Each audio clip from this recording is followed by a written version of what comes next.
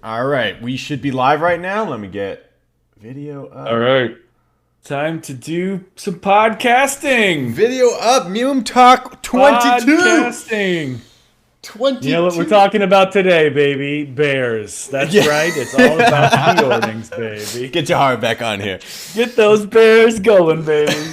Bear buff is coming. I think someone on the on Elven Runes was on the random runes. I think it was Dearth or whatever. Was like, yeah, I need a timestamp for whenever someone mentioned bears on the podcast. So, well, dude, you know what? A project I want to do is, I mean, I don't want to veer off topic here, but I want to do the fancy, like, if you're following OpenAI and ChatGPT and stuff. Oh, dude, like, ChatGPT is insane.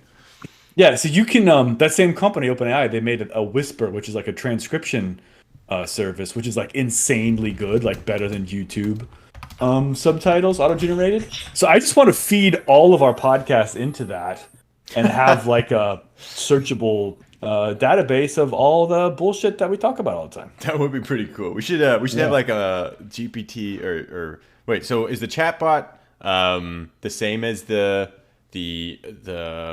was it there's GPT-3 and there's Open. So OpenAI is the company. Okay. GPT-3 is their large language model, which essentially the way it works is you give it it basically tries to predict the next word. So you give it a bunch of words in a sequence, and it says what is the most likely next word that's going to fit here. Mm-hmm. And because they've used like the entire known textual corpus of all humanity as input, it's really good at it. So got it. Maybe we can just auto-generate the podcast. Yeah, that's what I was saying. We're gonna have a script for it. Although, all right, this is actually kind of cool. Some folks in the main Discord. Let me pull up who exactly it was real quick. Actually, no, I'm not gonna do that because that's gonna be like 12,000 pages behind. But someone was making like room descriptions with the chatbot. It was really, and they were like good too. That would be cool if we could like use that to speed up the development or something. Oh, it was Zyle. Okay, thank you, Zyle. Appreciate it. Yeah, I've been using. I played around with using some of the text gen stuff to do help me make some room descriptions, and it's actually really good. It does not generate a whole. You can't be like, bam, room description. The whole thing is done.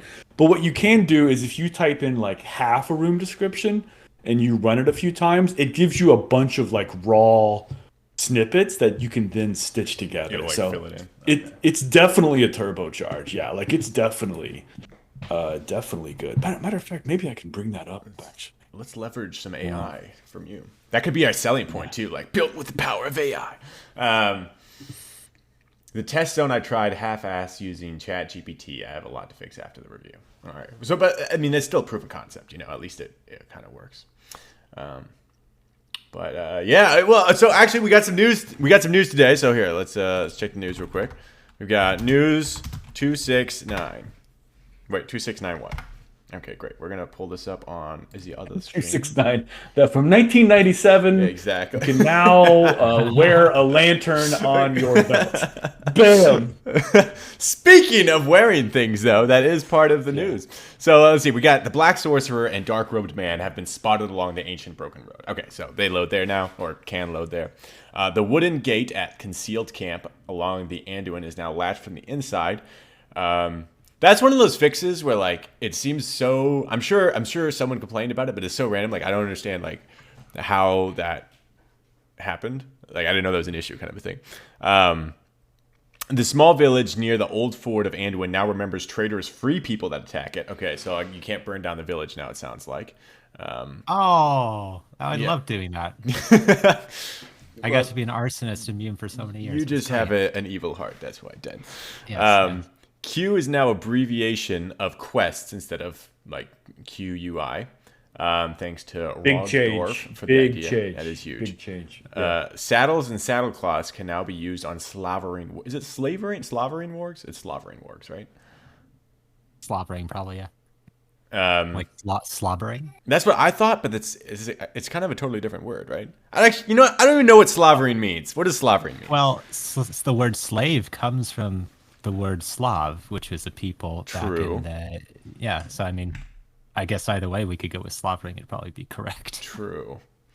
Okay, that makes sense. All right, so then we got the wear across back position for quivers, bows, etc. is called across rather than quiver. Makes sense, so you wear bow across. Shout out to Andor for suggesting that. You can now remove something from a position. This one's actually kind of cool. This does affect like how you would create aliases for like in your client for like taking things on and off. Now you don't have to be like remove ruby ring from and then have like 4 different aliases. You can, I guess, remove ring from. I don't know. Thanks, Fast, for the idea. And herbal kits. This is actually a big one we were discussing briefly. Herbal kits now behave much more like normal containers, so you can take ingredients out of them. However, this means now that you, when you put ingredients in them, they will decay. So, potentially your scaly kits might, your baneberries might not last forever now. Exactly. You can't just hoard around a whole bunch of kits.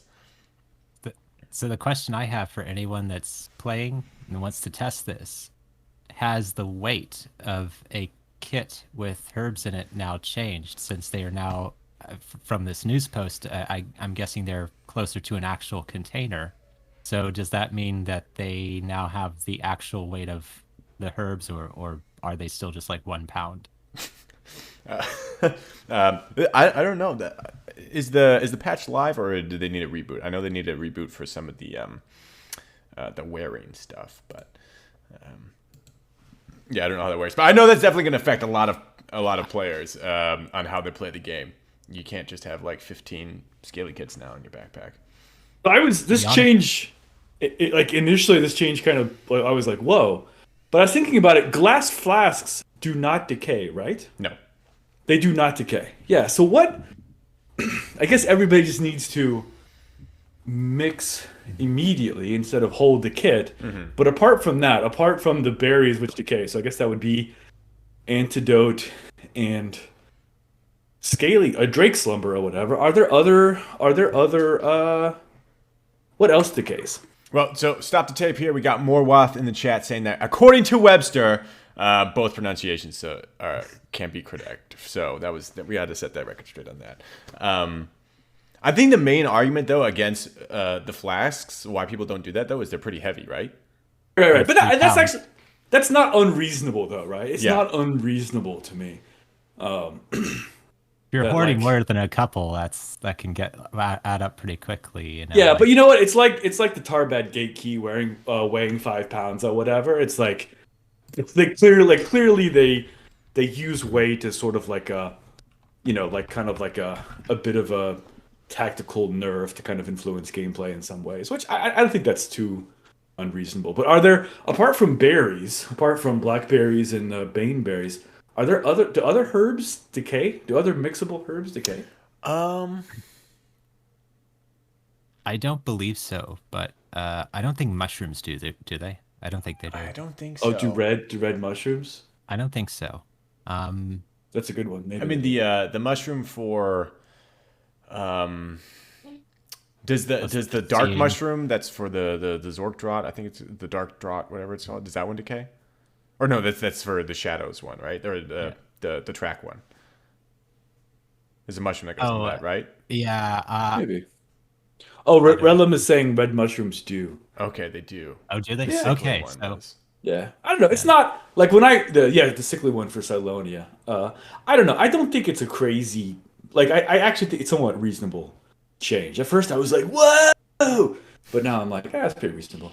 Yeah, certainly from a realistic standpoint. Like, well, I actually like the idea of the change because I mean I never had this problem after I made aliases to manage my Totally. herb kits, but a lot of people would have the issue where they'd try to make a traveling or something like that, and they'd accidentally put 2 roots in their kit, and they're like, Yeah. shit, now I can't, I've just Yep. ruined Host. 2 roots. yeah. Yeah.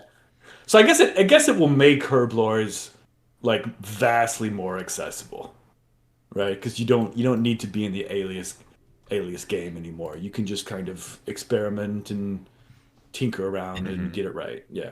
So I don't know. It doesn't seem unreasonable change to me. Yeah, not a bad change. Actually, a really good change, I think. It's probably you know what? It's probably a harbinger. Probably like next week is going to be like all herbs now decay. Yeah. You have 5 minutes. They're natural. We went to botanywiki.com and looked up the typical shelf life of tarragon and marjoram. But Rogan actually on the game brings up a good point. For like, you don't actually need aliases anymore to do herbs anyway. Like, you can just, like, if you have the ingredients, you can type mix like healing or antidote or whatever. I know, but those are so slow. It is slow. It's slow. Maybe they could increase it by a little. I mean, I don't know about you guys, but I'm an efficiency, high performance guy, so That's true. I'm moving. I'm curious how that works. I mean, is that because they implemented that after I stopped playing, so I don't know. I mean, that's why I said I have the aliases. The other thing my aliases do is if I type them without a target to mix in, it'll tell me I have it print out the ingredients because I have a horrible memory. Yeah. I'm like, what do I need again? So what it does, Nick, is you just type herblore. It shows it shows everything you can mix right now. So across all your inventory and all containers, it says you have these ingredients. And so it says, it's cute. It says you have walking times 2 and traveling times 1. So then you just type mix, or does herblore work as well? I'm not sure, but you type mix traveling and it finds all the stuff. And yeah, does it for you. it'll tell you how many like refills you have too. Like you can mix 3 of these, kind of. Yeah, it's just slow. It's just very slow. Yeah, they do like a delay with it, which is kind of annoying, but it's better than nothing. It's better than nothing. It's so that I feel like they should maybe increase the speed on a little bit, make it a little bit faster. I do wish though that there was a better have you ever seen like when someone's like changing their full kit right before battle and they've got like an alias and it's like change boots, change belt, change cloak, change whatever. I know. I hate that shit. That shit. I spam. wish that would go away. I feel like that's some negative spam. The herb kit stuff is whatever.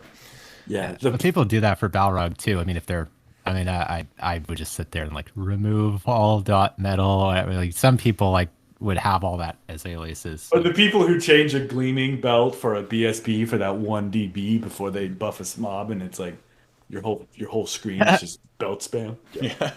Yeah, I do that. Yeah, and their name is Dent. Yeah. Well, to be honest, though, I kind of lost the BSB. I did use the BSB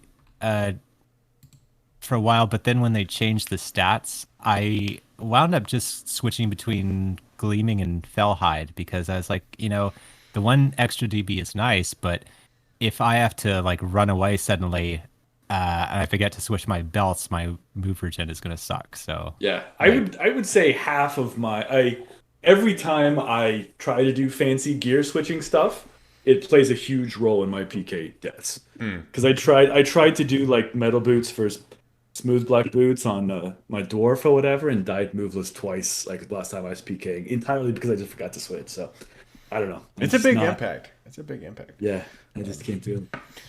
But so what were you gonna say, Nick? I was gonna say you need to maybe script your client to keep track of what boots you're wearing. No, man. Yeah, show him in the prompt. Simplicity maybe. is king. We need more simplicity.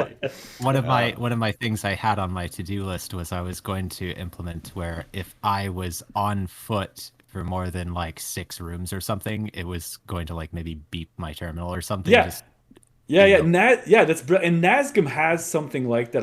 When you watch his videos, his prompt shows on foot or walking or something like that. His whole setup is so clean. Oh, God. Yeah.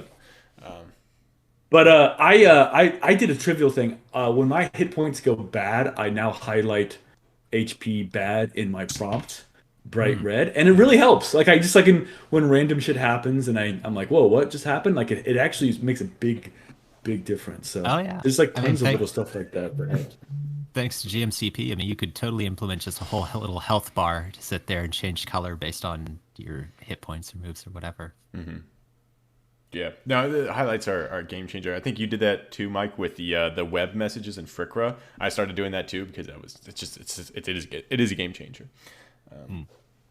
But yeah, so for this podcast, we don't have a special guest speaker. Tried reaching out to Diamonium. We want to get that guy on the cast because we were talking about the mapper stuff last week, and he had a big hand in that. So if anyone can find Diamonium, tell him to get on the podcast. Okay, he's not responding to emails at this time apparently. Anyway, so Peter, real quick, Peter, are you able to show what I'm like screen sharing? Oh yeah, sure. Hold on can one you second. Show that? Yeah. Let's do that. It might be fun as a group. It would also be cool maybe at some point to get Azazello / Voland on here because he made a Pandora mapper back in the days. Here? Well, there we go. Hide this. There we go. Okay. Yeah, that's on screen now. It's working. So what are we looking at here? Whoop. Okay, it'd help if I unmuted myself. That doesn't look too bad. This app uses ChatGPT under the hood to do text generation. So this zone desk here in overgrown fields is 100% me. I wrote that. What you do is, I think is it Control Enter. So you do something. Hold on.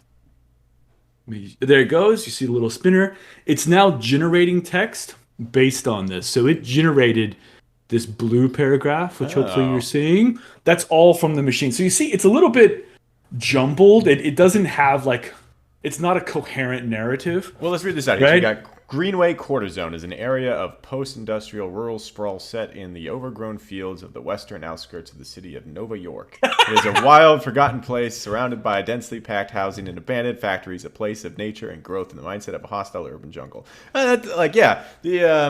Definitely a little jank, but yeah. But so you can just do it. You can just do it again, right? So I'll just do it. Is it Command Enter? Yeah. So you just do it. You can do it all day. Mm-hmm. And sometimes, oh man, see when these things happen, you're getting like some bleed over from like some novel or some fan fiction. Sometimes that a failure pattern is when you don't have enough context. It ends up jumping into. It finds some match in like some fan fiction doc, and it gives you a lot of that. Probably too much, really. But let me try this one. We gotta force it has all of Wikipedia in it as well. Yeah, so, yeah. I mean, So let me try this one. as well. Gotta force it to pull from the Silmarillion. That's what we need. Yeah. To your point, though, Nick. Yeah, we are trying to get Azazello on at some point. I think that would be also awesome. But give me. Here, let's do this inside this paragraph. So I just have all grass bins casually over here. Let's see what we get here. So those two are not particularly good. Those two are generated here are not particularly good. Wait. Orlan's watching closely to use this tool in the next build. Let me try this. Okay, now it's not doing anything. Okay, I will try again. I will come back with a better instance of this. That's another. But I think that we. It is. Go ahead. I mean, this seems like a no-brainer, though. That's something that could be leveraged. Yeah, it's like it generates like helpful descriptions, helpful things you can use. Like you have to learn how to use. It's a tool. You have to learn how to use it as a tool. But it's quite handy, I think. Mm-hmm. I don't know, just fun. Rogan's. I like the taking people notes. on pretty much every other hacker feed article for the last couple months has been related to this tool, and I love the people who have figured out kind of how to hack it. Because they Yeah, try to ban certain queries and certain things, and people figure out ways around that. And so like they figure out how to like make it give you a plausible scenario to take over the world, or whatever.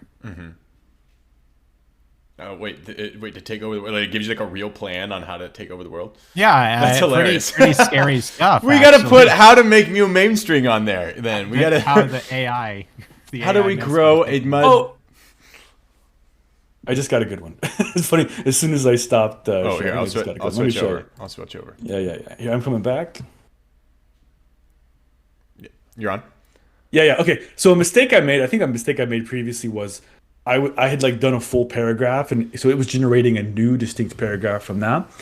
What it did was I just took this first line that I wrote from a desk and did a generate, and it got this. So this is all from the AI. So I wrote, tall grass bends casually across unused farmland here, punctuated by a stubble of small shrubs and young trees.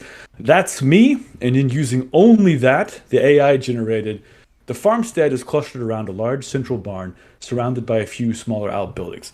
There is a well-worn path that cuts through the fields, leading towards a road in the distance. A few chickens roam the ground, blah, blah, blah, blah, blah, blah, blah. Oh yeah. Pretty good. No, right? that's Pretty good. absolutely. You can totally use that. Yeah. So the mistake, okay, so that's good. That's a good learning. The mistake I made previously was if you're essentially or indirectly asking it to do a whole new paragraph, it tries to like give you a kind of a distinct standalone thing. But if you use it in the flow, it actually is pretty good.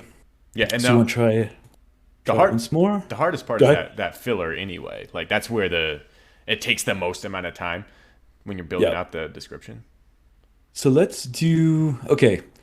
So I've got a sentence here. Whatever earnest hands cleared this earth have not been busy for some time, but the land still echoes of hard work and happy harvest. So that is me. Let's see. Let's see what the AI gives me. So oh, command enter. Okay. Let's see what it gives us. Okay. The air is rife with the chirrup of birdsong, and in spring, which might be violation of MUME season out, I'm not sure. Flowers burst into bloom and a gentle breeze whispers through the trees, carrying with it scent of rain-drenched earth and full-bodied meadow sweet. I don't know about that one. Wow. Nearby, the smell of hay and sweet clover pervade the air, and with the sun low in the eye, the sound of crickets and frogs gently echo through the fields.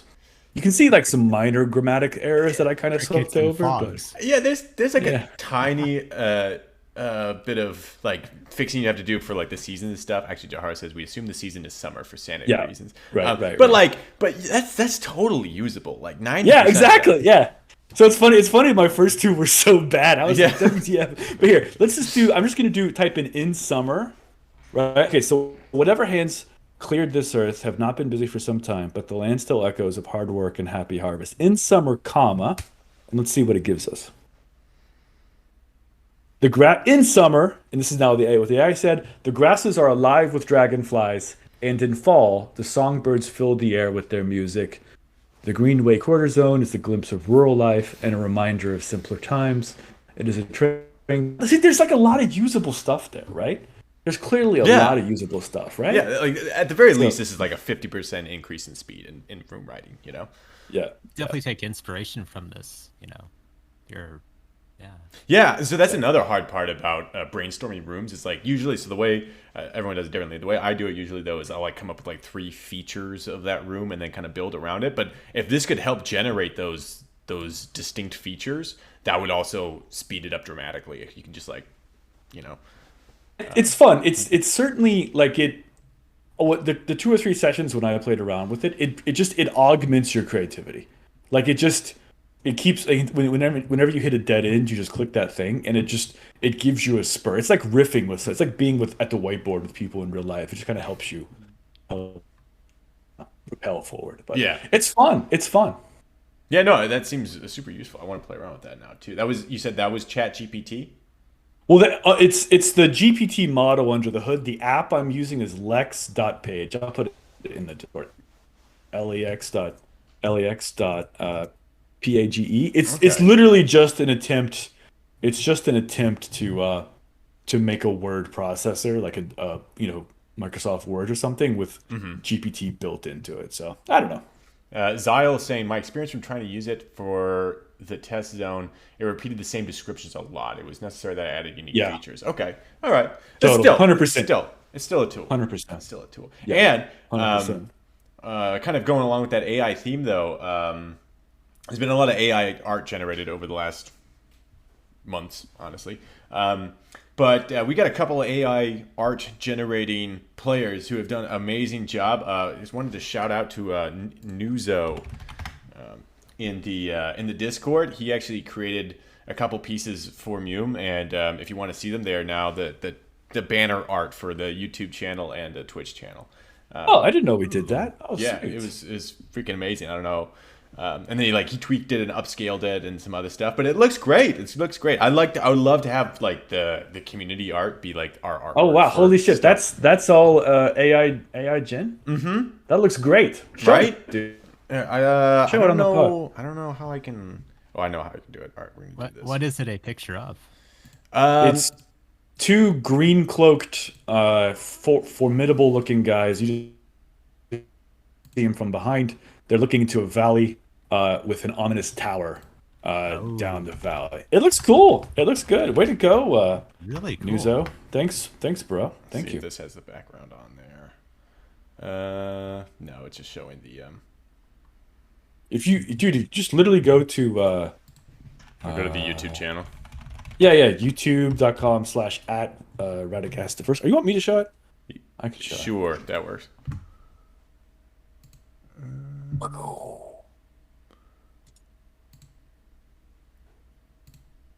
There we go. That looks cool Oh as yeah, hell. there we go. There we go. See, it's excellent. That's awesome. That's awesome. Anyway, yeah, huge shout out to Nuzo. If anyone else wants to come up with more art, please do so. We'd love to use it at more places. I think it'd be cool if we had like some like community competitions and stuff. We could do more. We could do thumbnails. I don't know.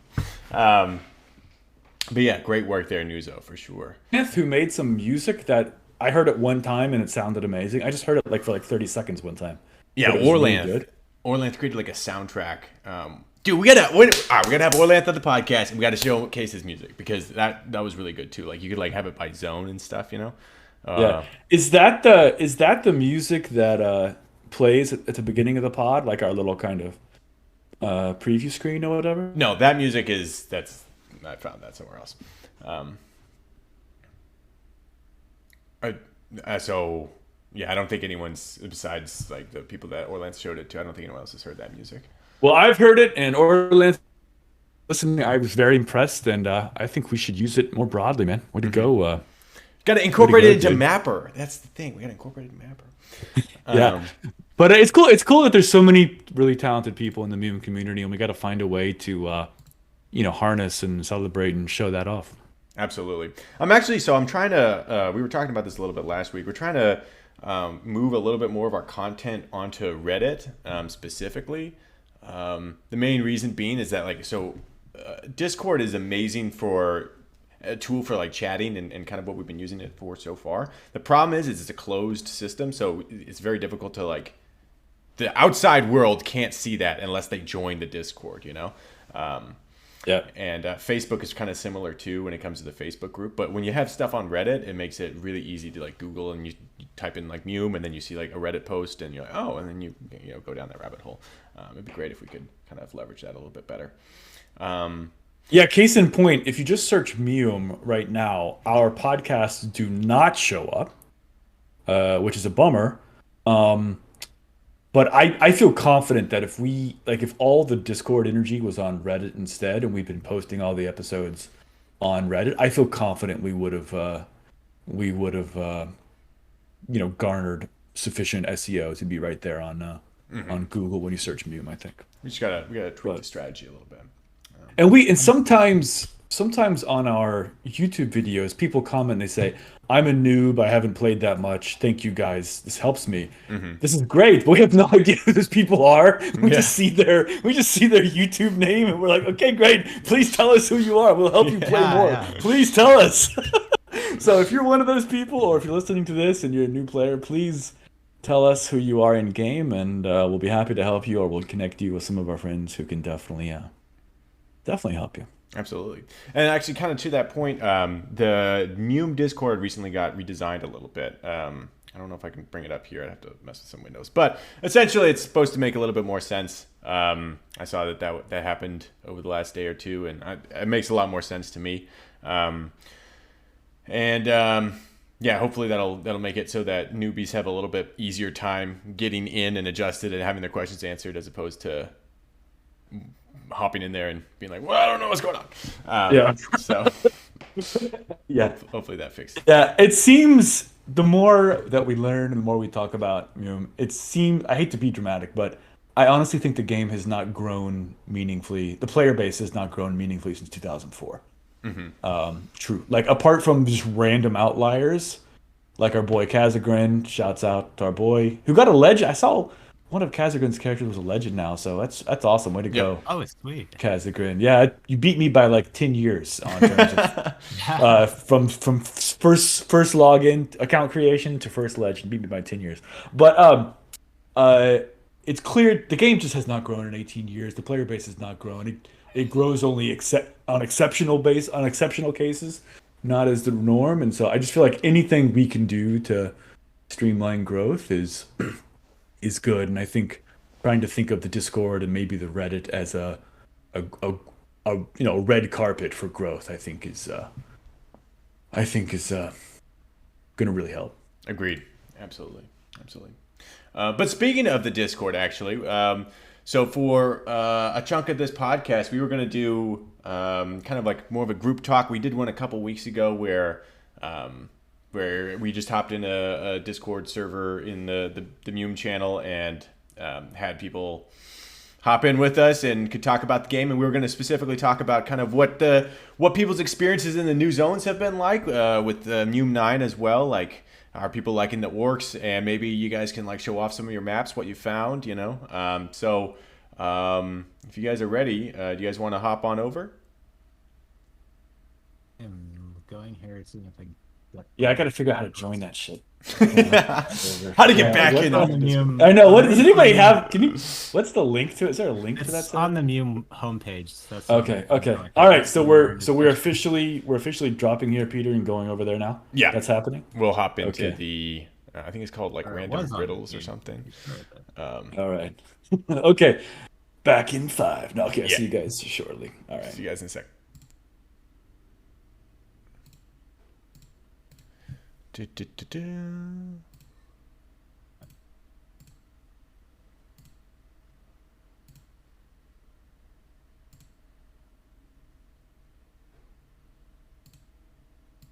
Okay, so for some reason we're muted in here. I don't know about that.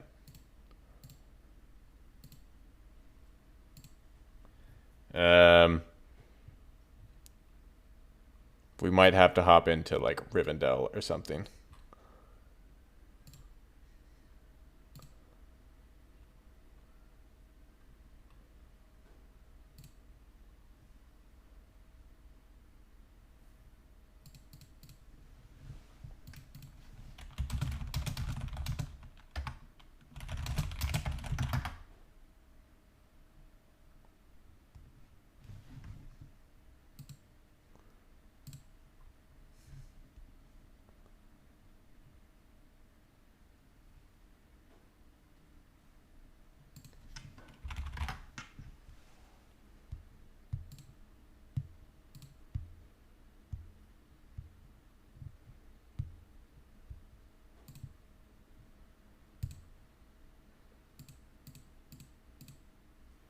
So I don't know if anyone can hear me on the podcast right now, but we're all sitting in random riddles in the Discord.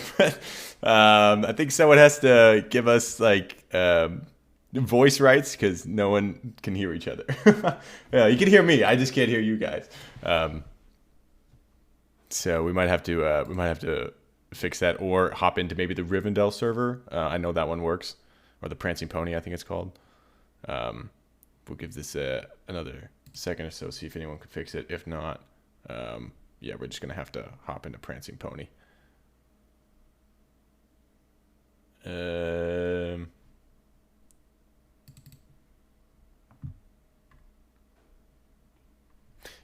So I don't know if you guys can see, but like if you're in this random riddles, but no one has voice access. So we're gonna have to hop into go down under war. If you can, switch your side over to the light side. So go up to Anunilindale, and you can switch your side there, and then hop into Prancing Pony for the war. There we go. Okay. All right. We got people in here. Can you guys hear me? Can you guys talk?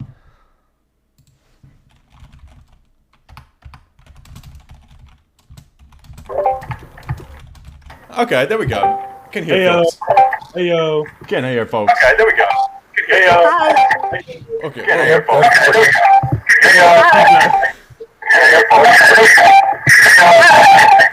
All right, we're gonna have to, yeah. If everyone could fix the echo. How do I unmute here? There we go. Yeah. If everyone could mute their mics so we don't have any echoes, and then you can like unmute if you want to say something. That makes a lot more sense, so we don't have feedback issues. Yeah, I think we're in here now. Can folks hear me? Yep. Nice. Okay, there was one. We got at least one.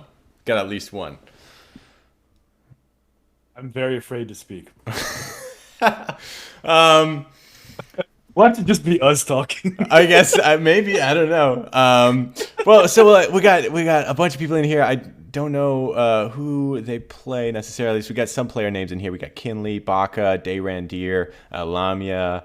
OpenWire I know is Dawnborn. Smiles. Yeah, Smiles. We got, our boy Dawnborn and Smiles. Orlanth could be hey guys. anybody. So At risk of triggering Sonic Armageddon again, does anybody else want to talk? There we go. Hey, Nick. It's just the three of us. Just the three podcasting assholes. Yeah. Well, here I didn't realize they changed the thing where you have to click on button now or something. let's go through the list and like see who we got in here. So we got Barlor in here. Barlor, who do you play?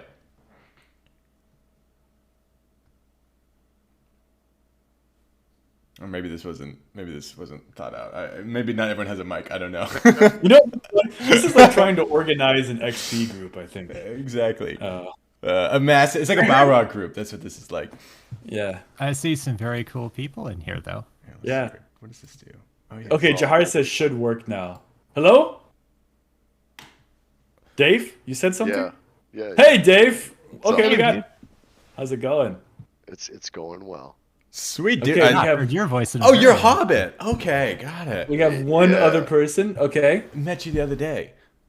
Yep. Yep. We got OpenWire in here. If you want to say hi. Hi. Damn, you got a deep voice, bro. So I've been told. So I've been told. So, yeah, if anyone else wants to hop in, I don't think there's a really good way of doing this, but if anyone wants to hop in, just, unmute your mic and hop in. But anyone have any thoughts on the new zones and anything? By the way, you're hot mic to OpenWire. ABR is terrible. The buildings suck.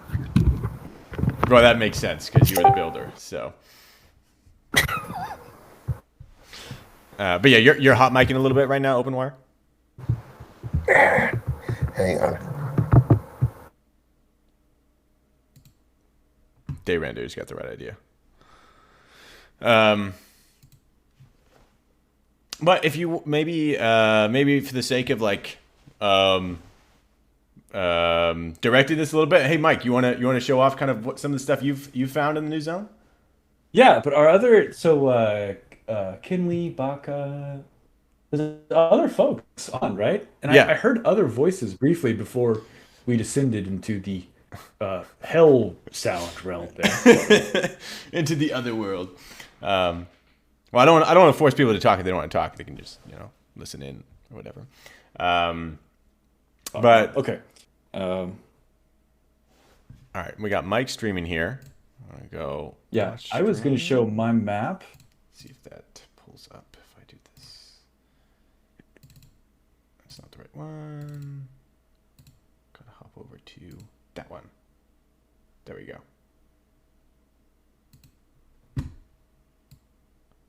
There we go. Oh, okay. I really liked all the Breland quests.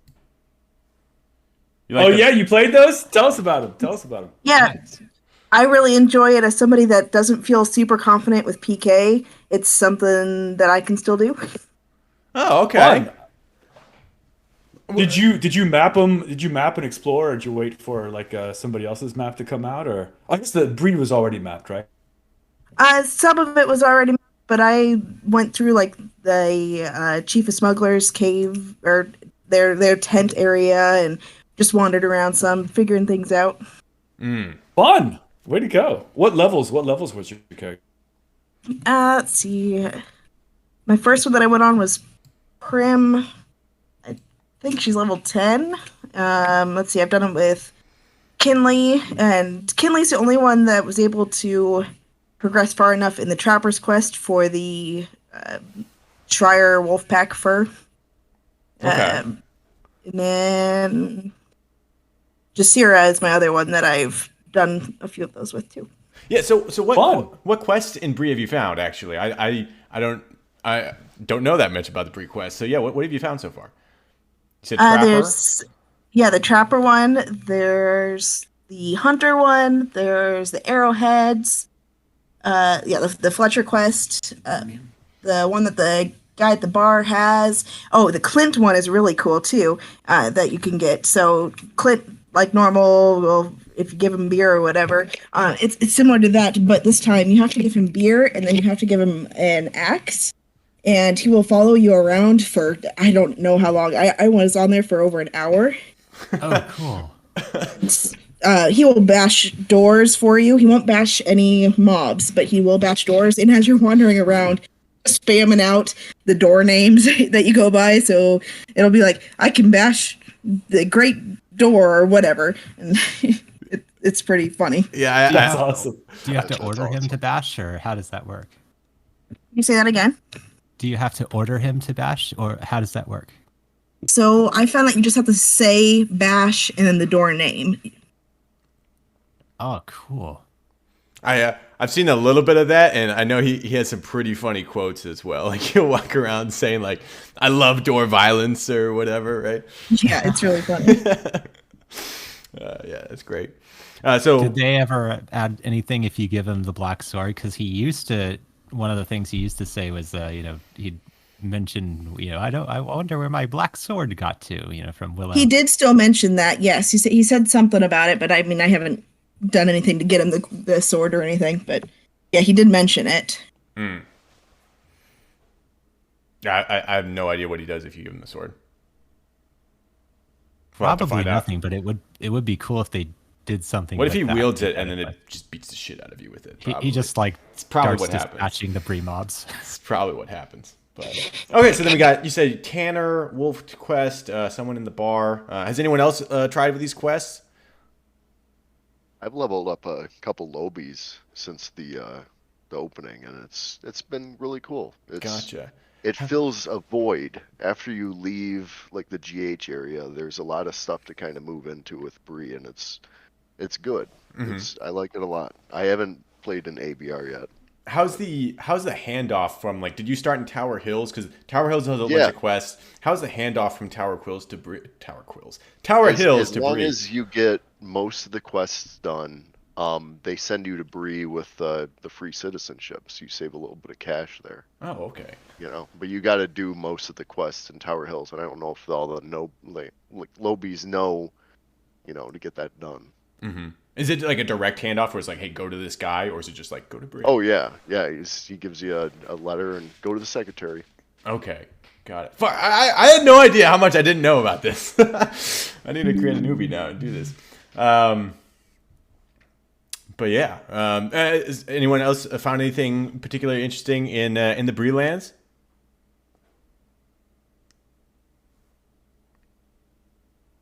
Dead silence. Yeah, exactly. All right, we're going to switch over to ABR then. So yeah, that sounds like awesome stuff. I had no idea. So I have a mapping character, and immediately after MUME 9 was released, I accidentally went very evil on my mapping hobbit, and I can't get like he gets insta hit by rangers, by hard-ons. So I can't go anywhere near all that new shit in Bree Fornost area. So it's a very lonely life. The only herbalist who will sell to an evil hobbit is in Ingrove, so he has to cross the Misty Mountains to buy basic herbs. But Evil Hobbit life, bro. yeah,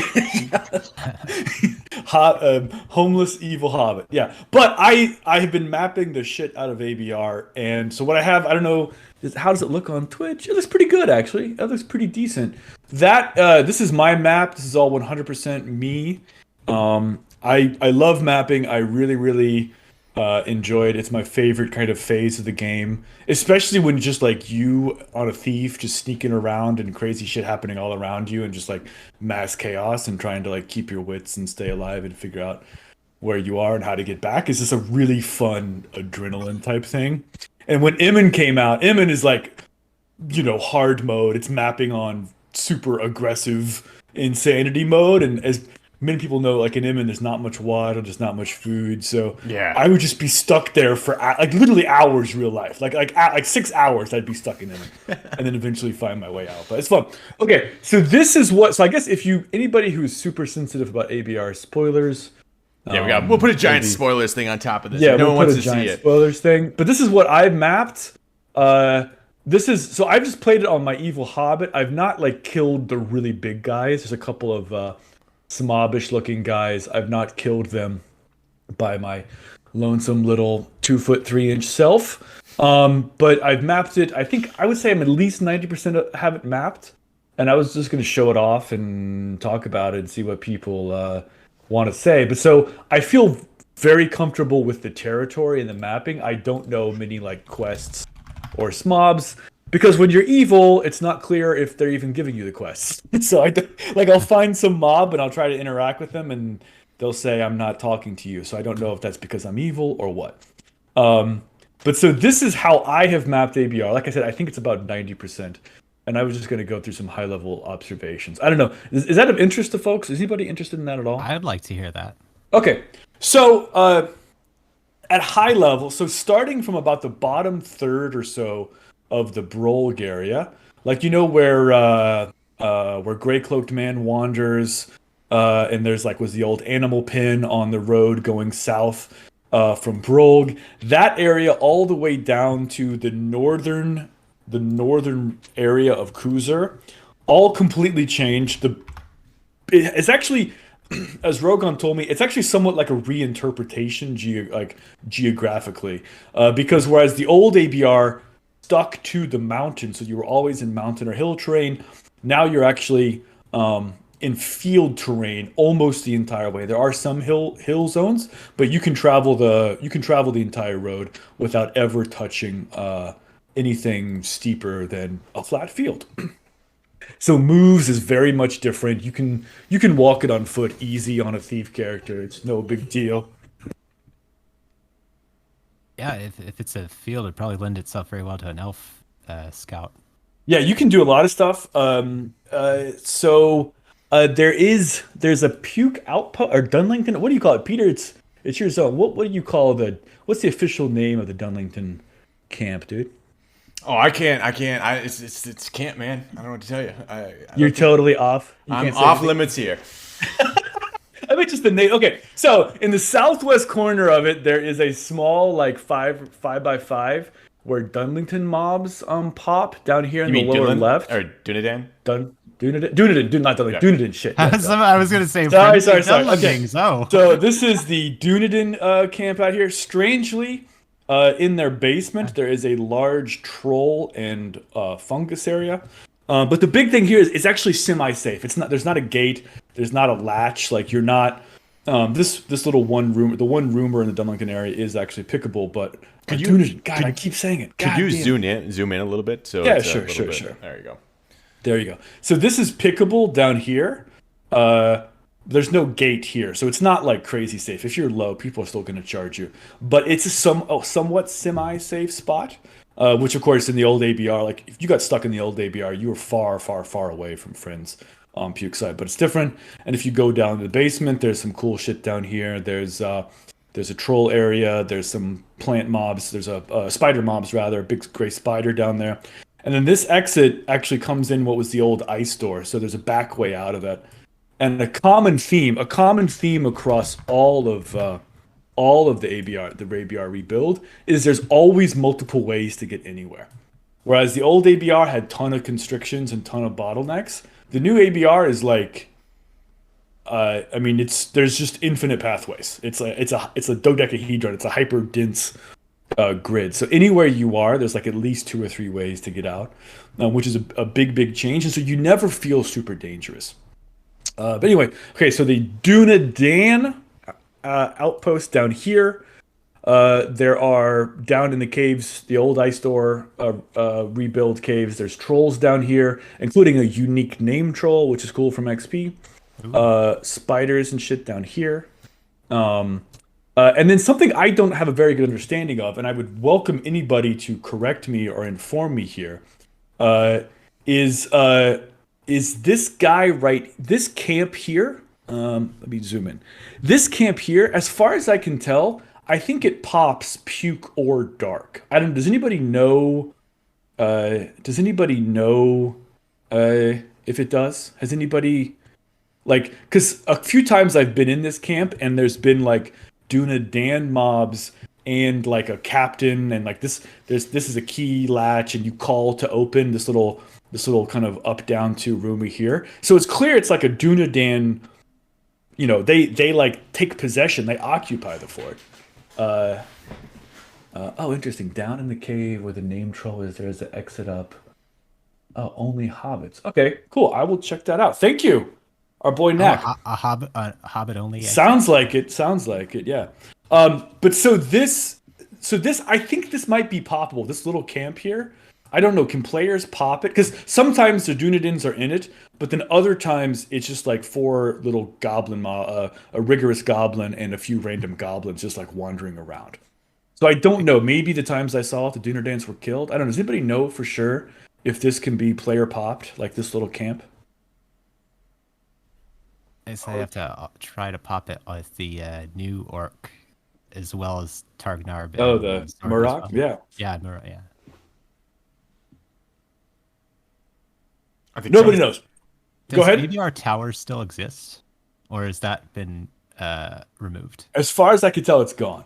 As far as I can tell, there was nothing towerable, nothing poppable up here. This might sort of replace ABR Tower. Yeah, but also I'm just speculating here. I'm just speculating. So if anybody knows for sure, I would love to know if this little camp here in the western, kind of central western part of the ABR is poppable, or if it's just random pops, or what's going on there. Okay, but like I said, there's so many ways. Just to take an example right here, check this out. There's the road that goes through this little kind of ford right here, but also there is a covered bridge over here on the east. This one rumor is pickable. A nice feature of ABR in general is that there's multiple exits. They're frequently one roomers, but there's tons of pickable exits. So I know that's a cool change, whereas I know it's been a long time since... it feels like it's been a long time since they added like easily accessible pickable exits. And then for Zorks. Sorry? That's very useful for Zorks. It's how they can PK since they don't block doors. Yeah. And then also, if you see this, you go... This is like... what is that guy? Yeah, Dilapidated Cottage. You enter Dilapidated Cottage North, the room I'm clicking on now, and then you go underground, then come back up, and you can cross the river that way. So this kind of central river, there's 3 completely different ways to cross that river, and you can take mounts on all 3 of them. So it just goes to show there's just like a lot of options to get around and to get through stuff. You're never trapped. You're never trapped in the new ABR, basically. Okay, this little, what is this, a 5-roomer area here, thick bushes. This is the metal wall shield load spot. So as far as I could tell, the old black Numenorian gear, like where you could get war arrows and stuff. I think that spot is gone, but a metal wall shield loads in a skeleton here. So the metal wall shield's still there. What else to talk about? Here, all the way, I have it mapped all the way to the left here. But as you can tell, it's like right here on the road. So immediately as you head south on the road, there's like a bandit camp, and there's a unique named bandit in there who closes the door, but it's pretty cool mob. You can kill him. He's not too scary. He spams close, but you can still flee out. And that's a unique mob or a a named mob. His Okay. named Osbert, Osbert, Osbert. Okay. Yeah, it's cool. There's like 4 or 5. We lost audio for a second. Mike, do you repeat Oh, sorry. Yeah, there's like 4 or 5 unique named mobs. So there's tons of great XP, tons of good XP in the. So I had a question. Yeah. So I'm trying to figure out what the northern border is. I'm guessing Marak or whatever his name is doesn't exist anymore. He's still there. Canyon is still there. Oh, so you can still get a Brog key. So I'm guessing the Brog standard quest is still there too. Then. Yeah. Rockface, Brolg, Tombstone, Elf Camp, Canyon, Hillside. That's all still there, but like everything essentially one or two rooms south of Canyon, everything kind of went there, was eligible for change. So is that amidst the new zone, or is that the border of the new zone? Like, where is the? Because it sounded like you, from what you were saying, it sounded like the new zone starts just south of Brog, or is that not correct? I think I don't know. My understanding is I think if you go like 2 or 3 rooms south of Canyon, I think everything south of there was rebuilt. Cool. But large the stuff they kept familiar features. So the river, you know how at the very bottom of that Brolg area there was the river that I think kind of maybe geographically denotes the transition between Brolg area and ABR. That river's still there. Yeah, judging by looking at this map, like ABR gates are still there. That looks different, but like that closables feature of like going through this little narrow thing, that's still there. Everything else is different though. But yeah, so they kept a lot of the same concepts or themes, I guess, of the South Brolg. They rebuilt it, and still a shit ton of vultures. somebody on the supervision team really just loves vultures because man, there is no risk of carrion-borne disease in middle. Okay, so what have I? And if this is too chaotic, or if people have more specific questions or want me to show stuff, or if anyone wants to hop in and be like, "No, you're ahead. wrong," go for it. But I mean, I can. This is Jahara here. I can say that there's a couple of things that I don't know if you found yet, but there's actually a hint towards the old illusionist on the ABR, and also some of the other kind of like well-known areas like Horner. They're also like inspirational kind of areas there still that are perhaps yet to be discovered. But if you're interested, explore, try to find it. Yeah. There's tons. It's this slide. Emon is hard as shit to map. So if there's any aspiring people who want to learn how to use Mapper, I think the new ABR is a fantastic place to do it because there's no randoms as far as I can tell. Everything is logical. Like you map it, and you're like, that makes sense. It all kind of conceptually fits together. It's super dense. You never like there's like maybe 5 one-way exits in the whole ABR, but it's not like Emon where you step off the path and you're never coming back, right? Everything always kind of fits and it's always kind of intuitive. So if you want to learn how to map, I highly recommend do it and just have fun. Back up your current map, save a copy, and just go to town learning to map. Okay, let me say, so Dunedain, God, I can't believe I said Dunedain. Dunedain Outposter, the mysterious troll ice store area, caves beneath them, the spider and I think fungi place down here, gray spot. There's a bunch of ways north-south across this river. There's this mysterious campground in the western central part, which may or may not be player poppable. I haven't figured that out yet. There is the bandit camp in the north central with the a named mob Osbert, which is pretty cool.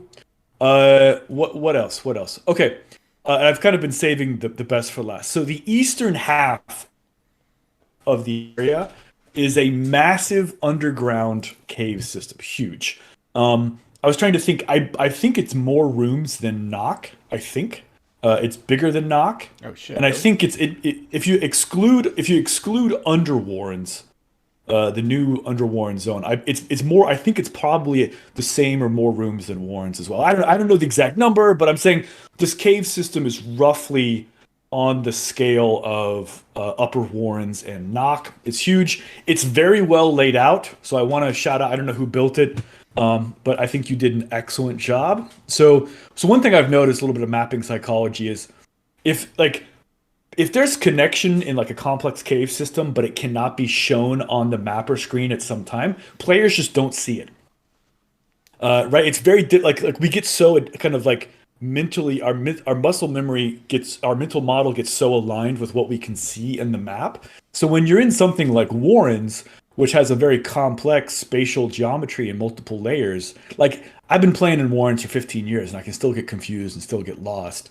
And it's really difficult. Warrens is so complicated. It's really difficult to show all of Warrens, troll Warrens, on a mapper at one time. But this cave system here, it's complicated, it's well laid out, but it packs flat. So I'm able to represent, all of it I have mapped, which I think is like 95%. I'm able to represent all of it in a dense way that fits into the surface grid. And so when you're hopping around, you don't feel lost. It's not like Warrens where you take a turn and you're like, wait, how do I get back to cave? How do I get back to tendrils? It's hard to see, or it's hard to visualize where you are in relation to certain landmarks. This one, very nicely laid out, compact, dense, but still has lots of different passageways, lots of different routes. It's nicely done. I really like it.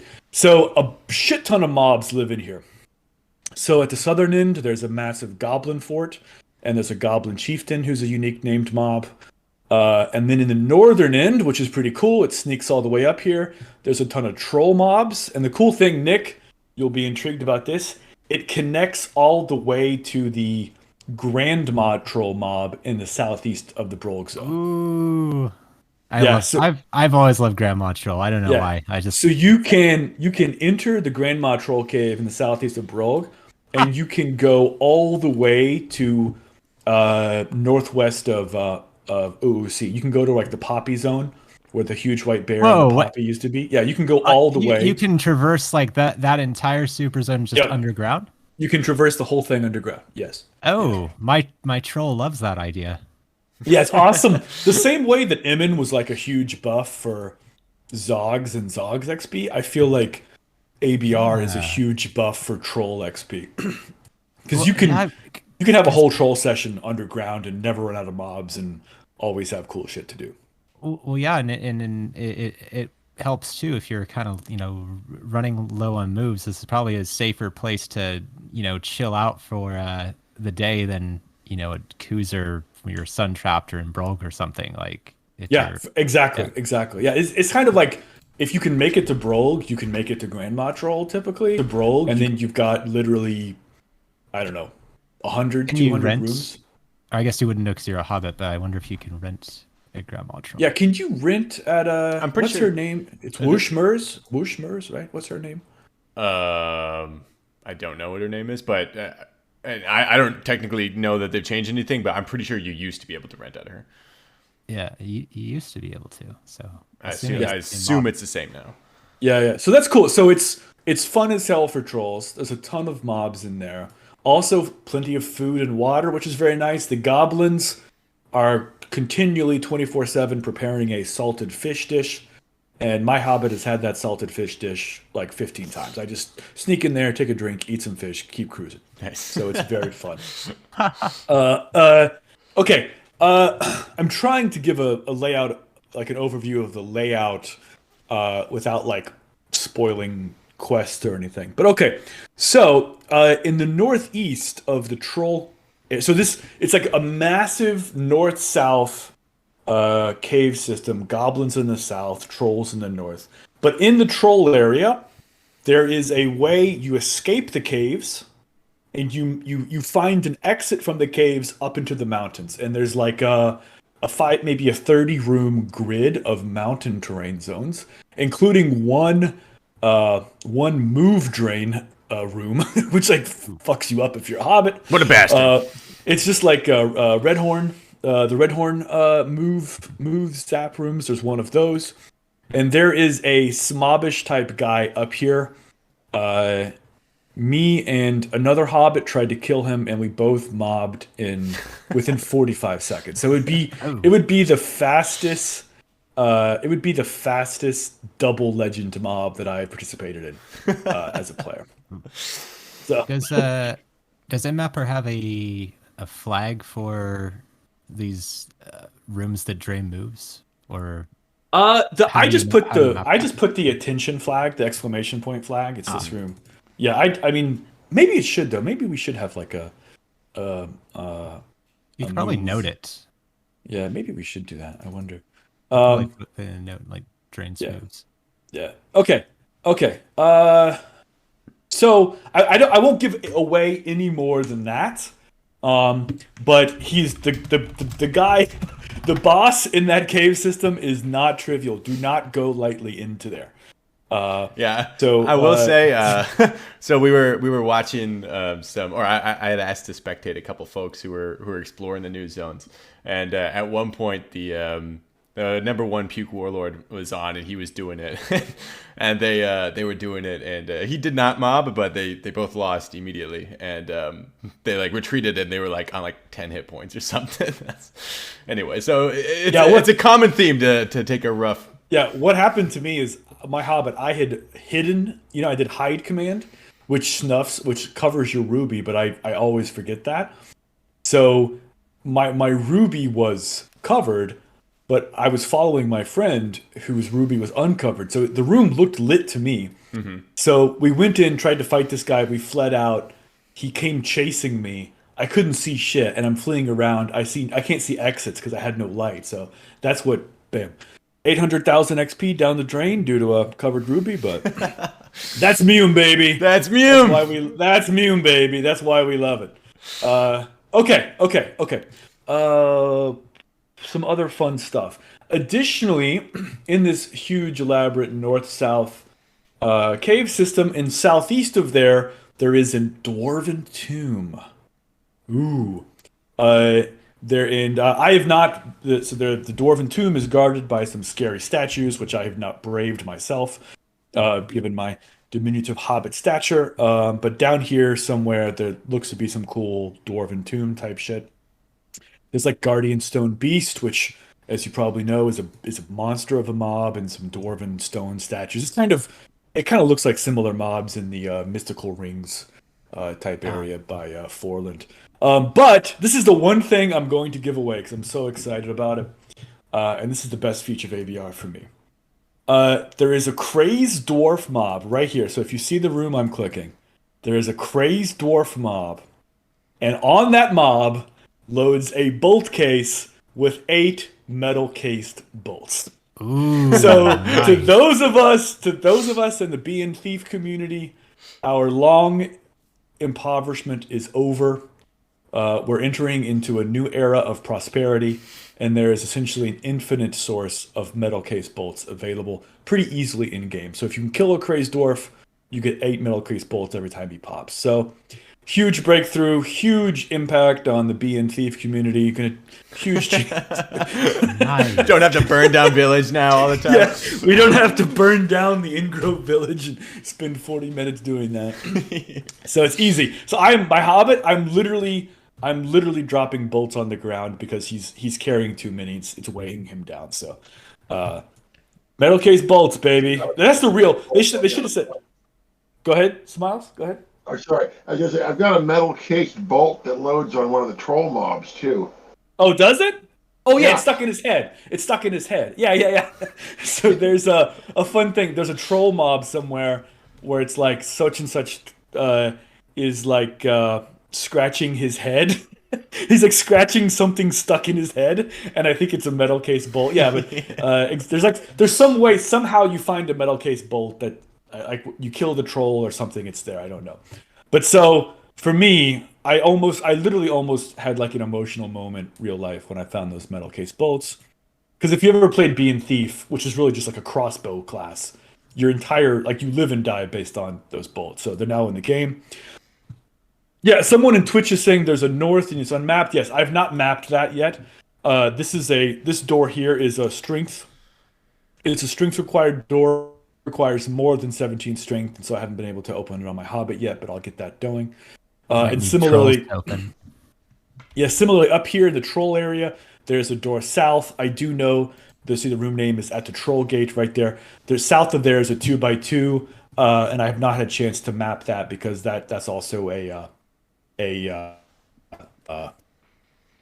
strength based open, so I've not been able to do that though. Gotcha. But overall, but it's cool. Like you see, like in what I'm showing on the screen now, I mean, you see there's so many passageways, there's a lot of guns, there's a lot of doors, but it's all like you never feel lost, you never feel trapped, you never feel overcommitted, and there's always ways to get out. So I can just show you. So right here, there's a way out south of the river. Here, Slimy Crack is a way out. You can go up here to Crack. There's a way out. And then, of course, you can go all the way up to Rock Slab or the swim exit where the Grandma Troll is. Back kind of due north of Kuzer, back where like a lot the mountain terrain, there's a door here. So what is that? 1, 2, 3, 4, 5, 6, depending on how you count this. 6 ways in and out of this cave system. At least 1 or 2 I hope is blockable, but some of them are definitely not blockable. So you're never trapped. It's like you like I would feel very like if I had like a level 18 thief, I would feel very comfortable sneaking around and XPing here and not worried about getting trapped or anything. I know that was I think Jahara mentioned this earlier on the previous podcast, but that was a concerted effort for the zone. That was kind of given to I think most of the builders, which is the concept that we were supposed to make it. Basically, we were supposed to remove the old ideology of the previous zone, where like you were legitimately trapped if you were in a certain choke point or whatever, and to make it so that you had to make compromising choices if you. Like there's an easy path and then there's a hard path, but there's 2 paths basically, that was kind of the philosophy I think for most. Yeah. So I think the same way, I'm not sure, I think was it Dave maybe, how he was talking about like some of the Breelands type stuff. Like it fills the whole. I noted the multiple paths going through Bree with the darkies around there now. There's more ways to escape them than getting stuck going up lane. You get on the lane and then you just get bounced around. There's a ton of paths up there now. It's nice. I like the rebuild. It's great. What do you think about Bree Gates though? That's the question. Yeah. Go ahead. I think they're great. Okay. But so bottom line, it's a high mobility, lots of paths. You are never trapped anywhere. Tons of mobs. It's fun. Like I think I'm trying to think what would be the ideal level. I want to say like hero-ish XP. I think like, if you're 19, 20 and you've got a couple friends who are around hero-ish, I think this is just like a perfect zone to just grind out levels. The same way like, how Fangorn is just like machine gun XP? Yeah. I think this zone, for a good group, it's not trivial. You have to kind of know what you're doing and you have to, have a little crowd control and people have to be on their game. But I think this could just be really fun. Diverse machine gun XP for like hero-ish levels and be really fun. So I don't know. I feel like that was just me talking for a long time. Is this interesting? Do folks find this interesting? Any thoughts or anything? I might XP it later. There you go. Yeah, actually, I found a lot of that interesting because I didn't know about a ton of that. So that was really interesting. Do we have any anyone in the chat who has tried the new orc and has XP'd here? Like, led any XP groups in this area? Did that work out for anyone?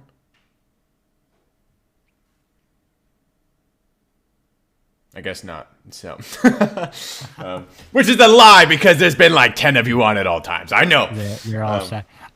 I wonder if any of the gods who might be listening have all the areas been discovered, or because I know they keep metrics on everything. So is there anything left, without giving us any spoilers? Is there anything left that it has not been discovered yet, that Mike will probably be the first one to discover? I'm aware of at least one thing.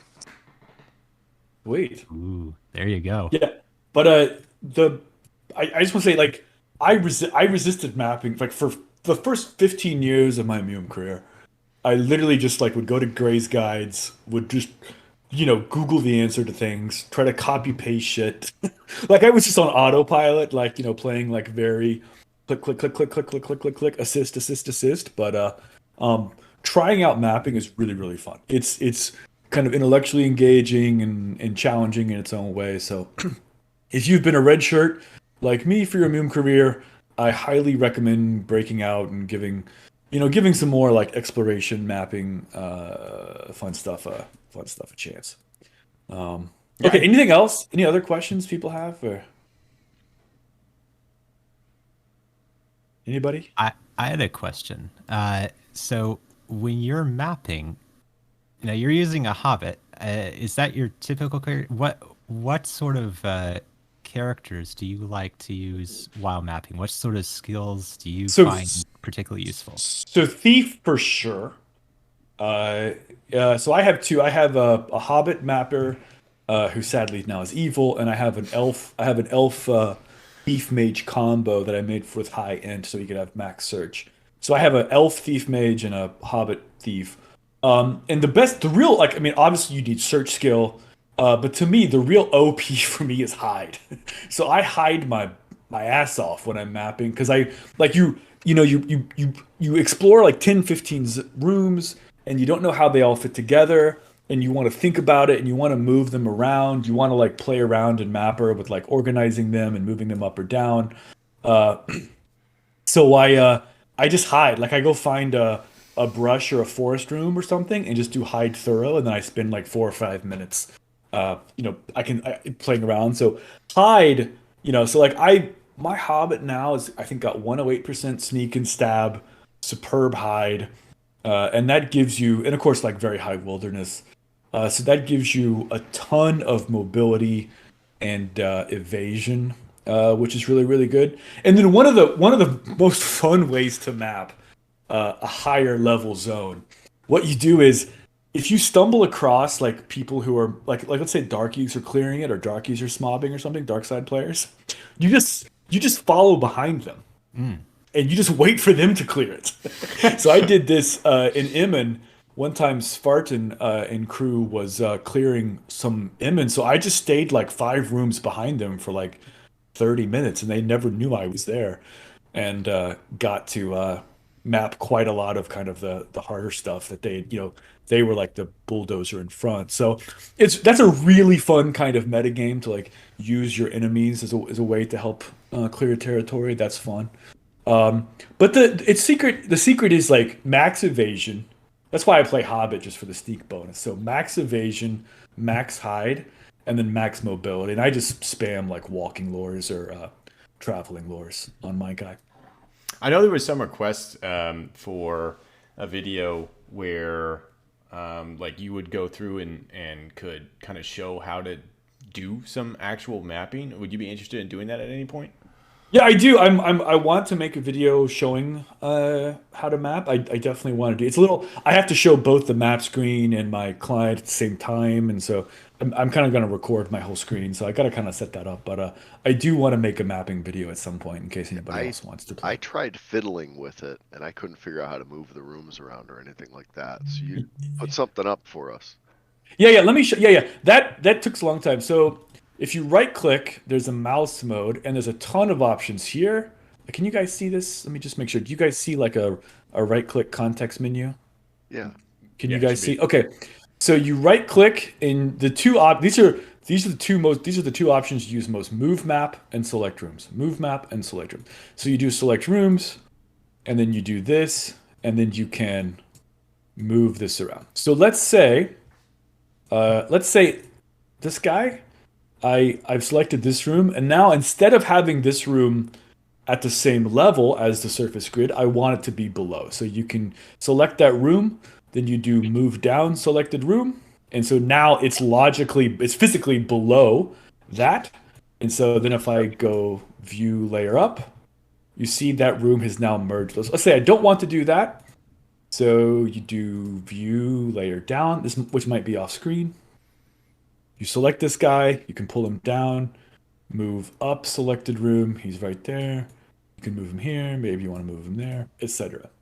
So there's like four or five kind of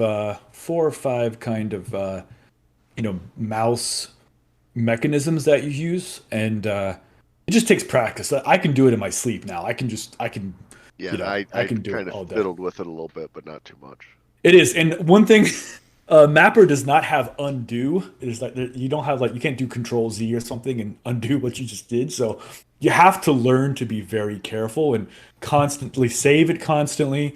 Whenever you're about to make a big change, save a backup, like save a named backup that you can restore to and go back to if you want. So there's a whole workflow you learn, and like I said, it's really really fun. It's really really fun. I was going to ask, you're using the example of you're putting rooms to sort of three-dimensionally like below or above each other. So do you typically do that when you map, or do you try to make everything basically two-dimensional and just kind of because I know some people do it one way, some people prefer it the other way. So I was curious. I try to do flat. I try to make everything is two dimensional. So I have two guiding principles in all my map. Everything is two dimensional as possible, so that it's all visible at once. But then the second is I want relevant areas and relevant options to be clustered densely. So I want to be able at a glance to glance at the map and see the most important things. So I don't want like a little tower or a little building to be like way off on the other side of the map. So there are some cases where I will move them up vertically just so that it's I know, like I'm like, oh, there's something there. There's a tower there. And you can see that like right here, like this little one roomer right here. I can do view layer up. This little one room here, what is it? It's Stale Pit. Oh, Slobbering Giant. Oh, there's a mob in there. I need to mark that. Mob, aggressive mob. So this room, I could, like, how do you fit it? I guess I could move it. So I could possibly move it. Oops, hold on.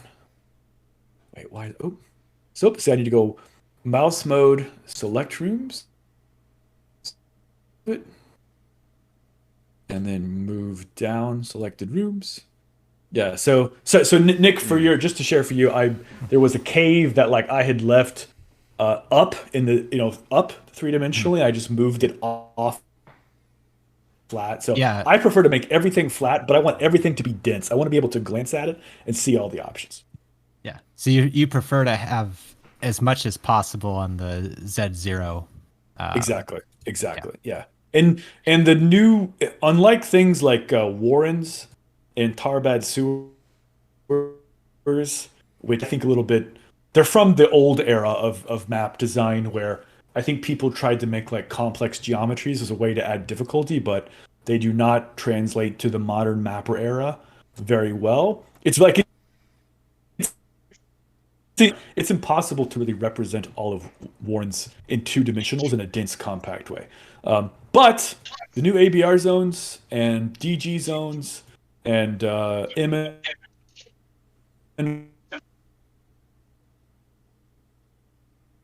You cut out. We Yeah, we gotta, lost we the gotta get his mic fixed. audio there. Well, it's because he's streaming video as well. So Oh, did you guys Yeah, lose yeah. me? Sorry. Long story short, don't do layers. Try to fit everything flat as much as possible. Sorry. It's also very useful for my use case as well, because usually, because I use a different program that I wrote, and mainly for doing things like pathfinding and stuff like that. And when you're trying to do something like a pathfinding algorithm, and you're trying to make it quicker by doing something like Manhattan distance heuristic as part of your search, having everything be two-dimensional makes it much less complex when so you only have to search for instead of having to search all three X, Y, and Z, you can just focus on X and Y. So that, for practicality, that's what I typically prefer too. So a question was raised in chat. Mike, what do you think about the Moria maps? I love Moria. I love Moria. My ultimate challenge for a mapper is I want to remap Moria. Can you guys hear me okay? Yeah. Can you Okay. I want to remap Moria. I'm going to delete Moria from my map and remap it just for my sake. Because Moria is definitely a bit of a clusterfuck when it comes to. So I love Moria so much, and it's so amazing to me that they did it 20 some years ago. It's just incredible. I think Dane led it. And if we ever get Dane on the podcast, I just can't. Where is my beloved Moria? Yeah. Here. Are you streaming it? I'm going to in a second. I'm a little bit worried about my voice, but the bait. Let me just show you something. So let me show you this. Okay. Hopefully you guys can see this. Mm-hmm. Can you see? Yep, you're good. You're good. Okay. So So whenever there is a transition between areas, that's a door like this. You see, I'm here in the Shagosh zone, and there's like this door. People don't know that because when you're in the room, right? Because there's a door there, you don't think about it. Whereas when the transitions between zones are up and down, because the exit is clearly drawn on the room, you perceive it. So like right here, you're like, oh, there's somewhere else I can go. But when the transition is like a north-south door or whatever, or like here, it's very, very clear. But so I'm trying to think. Yeah, like when you're right here over in the hidden slab area, the boulders area over here, like right here, no idea where these doors go to. Like this door south, you're like, where the hell does that go? Yeah. And so most people, what I found, and myself included, is you just ignore it. You just don't think about it. Like it's just like it's out of sight. So if there was an your audio was lagging a little bit there. Go ahead. Sorry. You're good. That pisses me off about my audio. But like if there was an up or down exit here that was drawn more clearly, I think people would be like, oh, I go up here, I go down here logically. So different exit types and different layouts of the map massively influence how you navigate and how you understand the territory. Mm-hmm. But so I think Moria is an absolute. I mean, Moria is peak MUME to me. Moria is of the game, but but I think there's a lot of great shit in Moria is held back because it's not presented in Mapper well and people can't find it. Like the fact that when you're up here north of Bulag and you go south here, you go to the circlet place. Mm-hmm. Like people don't know that because you don't see it. Like you just spam past and you don't see it.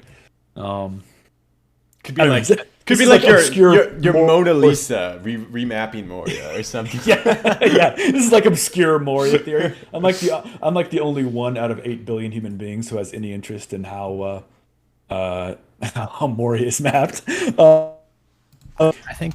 Let me show you. Go ahead. Well, I was going to say, I just want to say, I think one of the things too with Moria, which is probably more important than any other place is knowing exactly where zone boundaries are because of how the zones pop, and they won't pop if you're in them, but they'll pop if you're not in them. So I mean, that's also something important too, is knowing exactly where those zone boundaries are, so you can know, okay, I'll leave this zone and it might, pop. Yeah. Let me show an example of what I'm talking about with Moria. Okay. So up here in the Shagosh, I want to see if you know this, Peter. If I'm in the Shagosh zone right here, and there's crag, and I go south, west, west, northwest, south, and I'm in this room, and I go south from here, where do I go? Where do I go south from this room? Oh man, that is a. Oh wait, does that take you out? Mines? Does that take you out near the It's a locked area with a couple patrols in there. Sometimes rats are in there. Is that what I'm thinking about, or is that west of there? No, that's down here. That's down here. Yeah. Okay, so that you're thinking of this guy right here. But no, so Dave says copper mines. But check this out. From this room, nobody knows this. Where does that room come out? It comes out all the way down in the I had zero clue. No clue. What? Yeah. So even if you go back and you read Gray says there's 4 ways in and out of Muranog. No, there's not. There's 5. There is this secret, or not, it's not a secret, it's hiding in plain sight. So if you can go from Shagosh down to the Muranog, and what's this called? Yeah, Huane's Way. You can go straight to Huane's Way right from Shagosh. Nobody knows it's there. Nobody knows it's there, and nobody ever does that traversal. So there's like tons of passageways in Moria that literally nobody knows, because the way it's presented on the map, just it obscures the connection, and people learn what they see in the map, not the actual shape of the zone. So I don't know. Wow. I will stop boring everyone with my obscure. That actually just blew my mind. Moria. I didn't know that was a thing. I thought I knew most of Moria, but I guess not. Okay, I'll stop. Thank you everyone for listening to my Moria talk. I'll stop. I'm just imagining Mike with like a whiteboard, like a big ass, whiteboard in front of him. He's just sort of drawing diagrams. Yeah. Of Moria, like, okay, this goes over here. Equations. Have to erase this and draw it over here. Yeah, the beautiful mind meme where the guy's like in the garage with like the thousands of pieces of paper. Yeah. That's me and Mario. Okay, I will stop. When the map's all broken up like that, it's a barrier for people that aren't familiar with it to get in, to go in there. It is. It scares it them. Absolutely is. Yep. But the new ABR rebuild does not have that problem, and it beautifully fits on the screen. It packs densely, and it's not too simple, but it's intuitive, and it's mappable. You can mentally map the space and have a coherent spatial model in your head. So, shout out to the builders. Here's a this is a site that SN Jegu posted in the site mume.kairania. And it's also got some MUME maps. Looks like these are a little bit outdated in terms of. Wasn't that Rick's site? Yes, I think so. Yeah, it was. I met him in real life. Nice dude. I think so. But so these are some maps if anyone wants to check these out. But I recommend maybe something a little bit sooner than 2015. But if anyone wants to check these out, go for it. Yeah, I think if I remember right, username MUME, password maps. Yeah, that's what he put in. Been a while. Nice. Way to go. Way to go, Nick. Yeah. Excellent security. So thank you guys for listening to my TED Talk. That was super insightful for me. So I appreciate it. Thank you, Mike. I really appreciate that. Did anyone else have any did anyone else try mapping the area of Bree? Because I know they gave us a map, but I know that there was, or I think they said there was some stuff that was undiscovered. Has anyone discovered anything more over there or got any maps of that?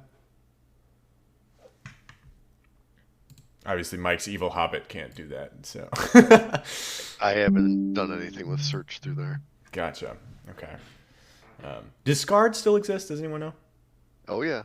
It does? Okay, because I know that it's a larger area. They rebuilt the layout for it. Gotcha. There's a one-way exit in there. It's kind of interesting. Yeah, the map they gave us, it has. Do I have old? No, I got new Bree. It does not have Scarred in the. Oh no, I think I've got an old map of Bree open right now.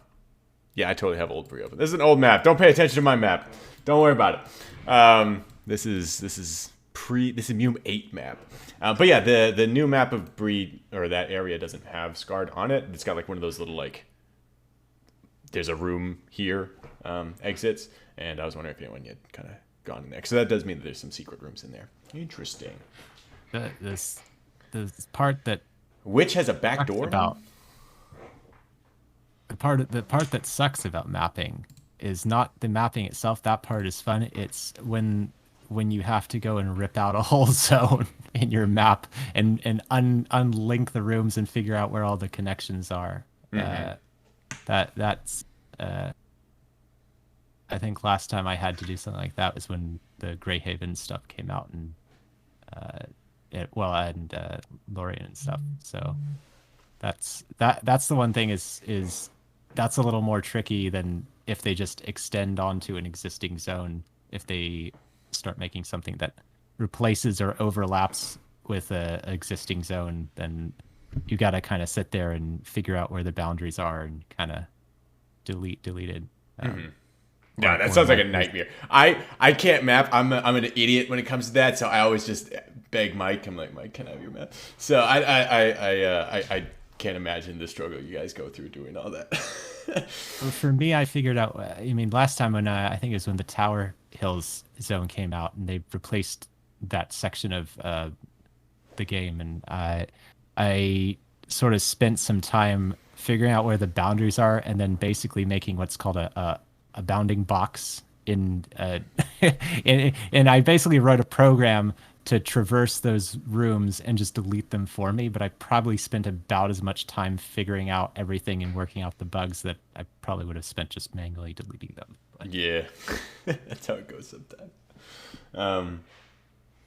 But yeah, I think we'll be probably wrapping up pretty soon. We're about around that time. So you know what we could do though, since we got everyone in here, we could have a group hot take and basically have a couple people who haven't had the opportunity to throw their hot takes out here. Hot take lightning round. Yeah. Anyone got something they just want to get off their chest? Quickly, rapid fire. Just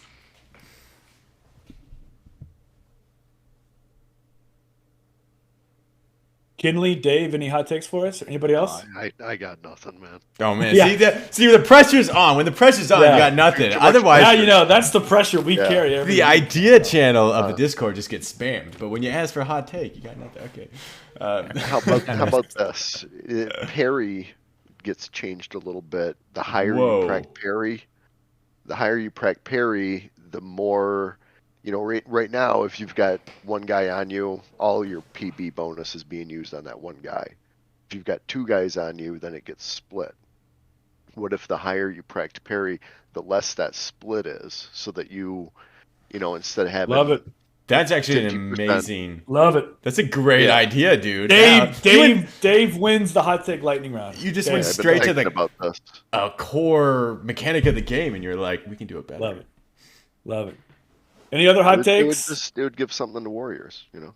Yeah. Any other hot takes?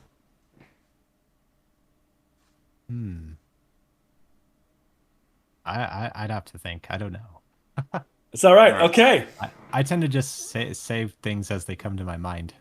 But then My hot take is everybody should try mapping. I really enjoy it, and I highly recommend it.